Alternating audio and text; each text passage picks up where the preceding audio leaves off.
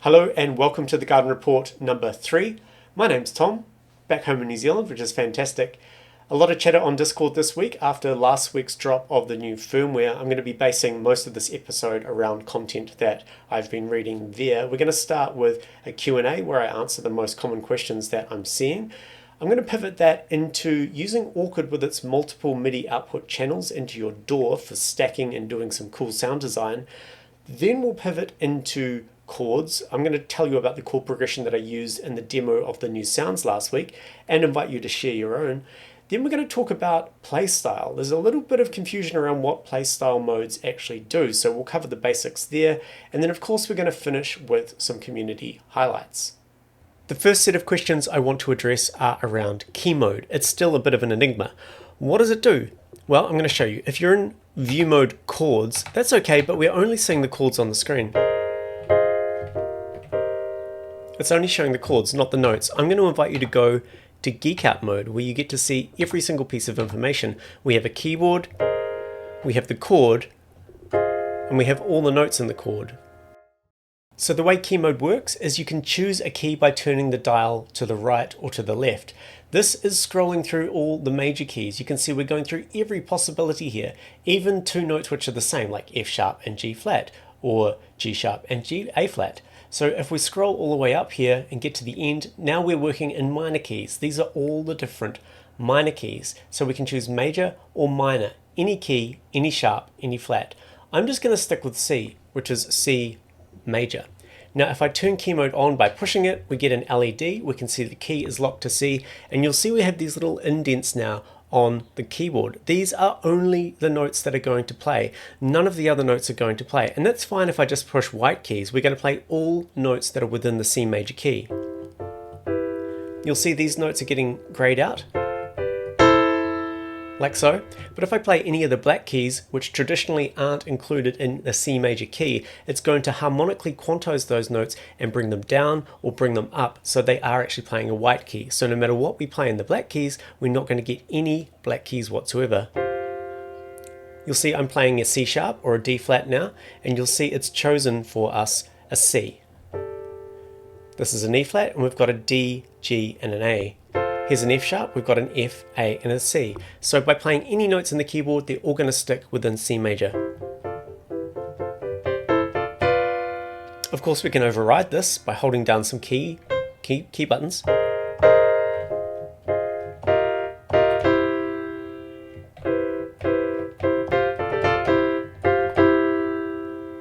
Now let's just do it from minor, and I'm going to choose something a little bit more tricky here. Let's go F sharp minor, a good, fun, complicated key.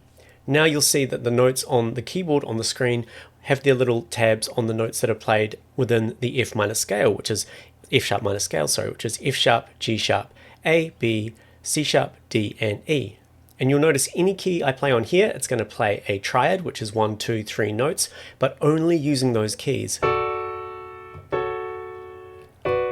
Again, if I try to play F, which is outside of F sharp minor, you'll see we get an E sus instead. It's harmonically quantized those notes.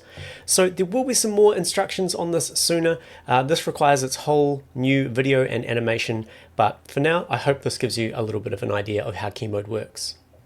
The second most popular question, or the second hottest topic that I'm seeing, is some users only getting one beat counting when they go to record a loop in loop mode. So Cheesy GC, T-Bone Spoon. So they noted only one beat counting when they went to record a loop. This made me panic a little bit when I saw these questions, until some other users actually went ahead and answered this. If you hold down BPM, you enter a time signature menu where you can specify the time signature of your loop. This could be 4/4 or 3/4, which is 4 beats in a bar, or 3 beats in a bar, or continuous or off. So check that menu. You may be on continuous. If you're on continuous and you go to record a loop, you'll get one beat. But if you change that back to 3/4 or 4/4, you'll get the respective counting that you need. And I also just want to acknowledge Puff Daddy 0622 again, asking about loops playing back via external MIDI. This is something we're actively working on. So as I read question number 3, I realize that these are more collective statements that are popular on Discord, but I'm sure some questions were asked during these discussions, so it's still valid.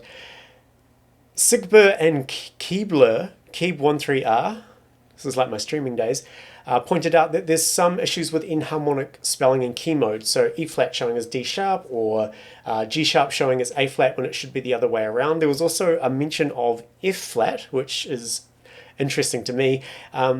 This is a problem with what's on the display. You're not getting audio which is wrong. It's a display thing. So something's gone wrong there. We're adjusting that. We're on top of this. And thank you for bringing that to our attention. So question number 4, which is an actual question asked by Kus, Kuus _, can Orchid control external VSTs like Serum, and will it work the same as internal sounds? Yes, absolutely, 100%.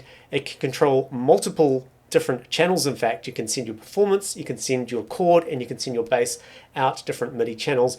And that's what I want to pivot into this next segment, because I feel this requires a good hands-on demonstration. I've plugged Orchid into my computer. I've opened up Ableton Live, which is my DAW of choice.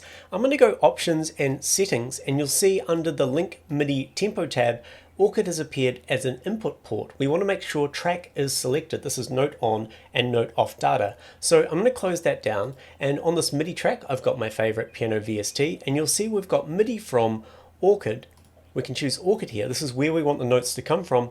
And I'm going to choose channel number 3, and I'll explain why in a moment. But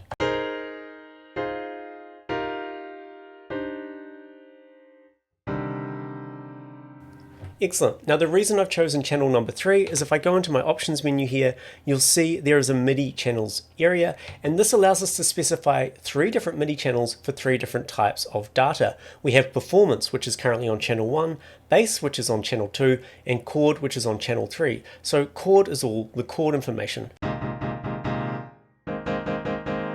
And this means we can stack multiple layers. So if I go ahead and create a new MIDI track here, and let's use, we'll use Serum because that was what was asked. I haven't upgraded to 2 yet. Don't judge me. I know it's going to take up a lot of my time, so I'm just kind of waiting. Let's just choose a pad. I don't know, we'll just choose any one of these. And let's make sure that we have Orchid as the input, and we'll choose channel number 3 again. We'll set monitor to in, and I'm just going to mute the piano for now. Let's have a listen. No, I don't like that. I'm going to go into key mode so it's easy for me to control with one hand.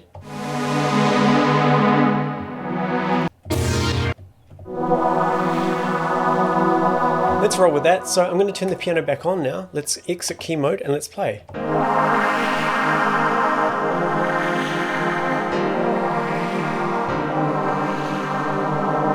But remember, we had performance mode on channel number 1. So if I choose channel number 1 here, go into performance mode and choose arpeggiator, and let's go 16 up down and choose that. Now the piano should be arpeggiated.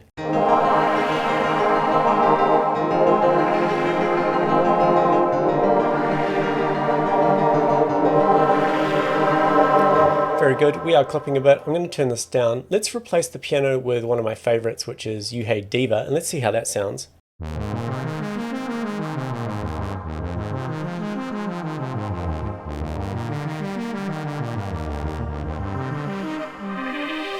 And of course we can do bass as well. Let me just move this to the right. Let's create one more MIDI track, and we'll do Serum again just because we know it's going to be bass. And I'm going to pick a preset one more time. Let's just go bass, I don't know, pick anyone. Remember, this is on channel number 2. So this is our bass here. Let's just go monitor in, and let's just listen to the bass by itself. Turn bass on here. That's okay, maybe we can find something a bit better. Awesome. Now I'm going to unsolo this and play them all together. Bring this bass down a little bit. Okay, that bass is too quiet.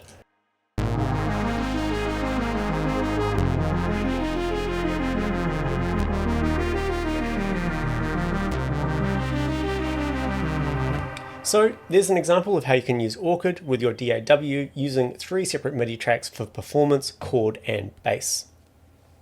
So leading on from that, During that segment, I was using the chord progression from the original Orchid advertisement that we put out, which is a really cool chord progression. And I want to show you one more of mine that I really enjoy, which I was using last week for the demonstrations. The chord progression I was playing last week to show off the 10 new sounds is one of my favorites, and it's something you'll probably see me use again in the future.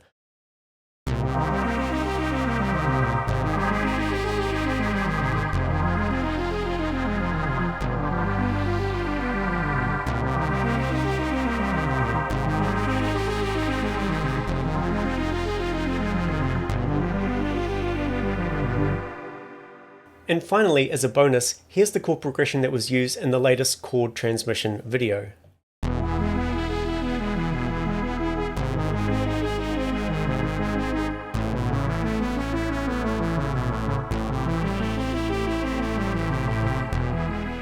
I'm still amazed at how combining a limited amount of notes and chords can invoke new chord progressions I've never heard and make me feel new things. So what's your favorite chord progression? Try and surprise me. I'm just editing the video and I had to slip away and do the maths, otherwise I can't sleep. So on Orchid we have 12 root notes. That's all good, but combine this with the chord types, which are dim, minor, major, and sus. That gives us 48 bass chords. Now we can combine this with the modifier keys, which gives us 16 extension combos on top of the bass chords, and that gives us 768 unique chords. And then we've got voicings, and yeah. There's been a few discussions and a few emails to support regarding playstyle. The playstyle options in the options menu allows you to quite drastically change the way that your Orchid feels, and I want to dive into what the three options are now. I was going to do a whole segment on this, but then Claire Carter over on Discord very beautifully put this just perfectly. So I'm just going to quote exactly what she says basically. So we have playstyle under the options menu, and we have simple, advanced, and free. Simple, she says, you have to press the chord button before the key. It plays a chord, the chord remains sustained until you release the key, even if you release the chord button, but you cannot switch the chord type without first releasing the note. Let me show you what that looks like.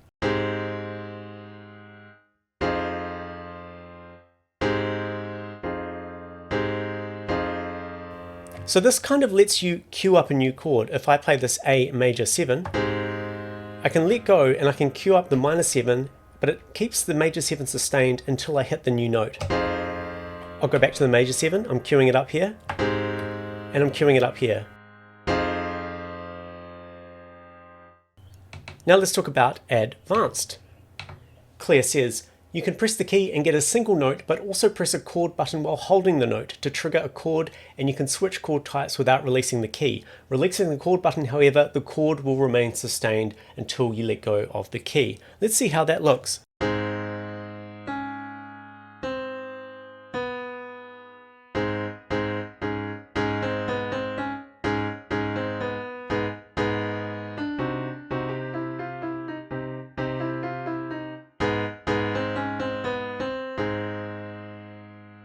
Finally, we have free mode.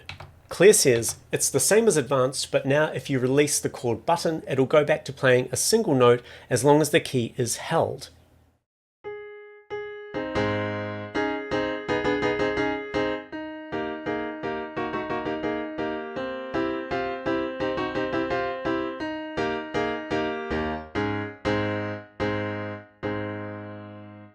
So as you can see, playstyle really changes the way that Orchid operates, and it's up to you how you like it to feel.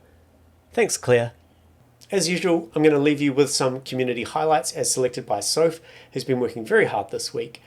Check out Discord, check out Patreon, get signed up to telepathicinstruments.com. The new drop is coming, it's global. If you want to be the first to get a new Orchid, get signed up on the website, check out Instagram, and remember, support at telepathicinstruments.com if you do have a major problem.